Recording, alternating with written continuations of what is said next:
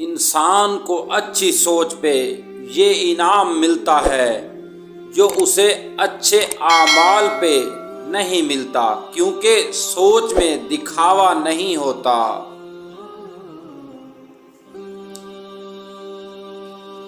اگر تم سے کوئی پوچھے زندگی کیا ہے، ہتھیلی پہ ذرا سی خاک لینا اور اڑا دینا۔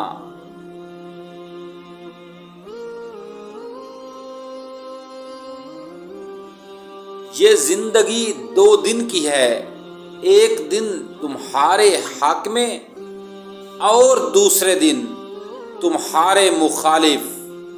جس دن تمہارے حق میں ہو اس دن غرور مت کرنا، اور جس دن تمہارے مخالف اس دن صبر کرنا۔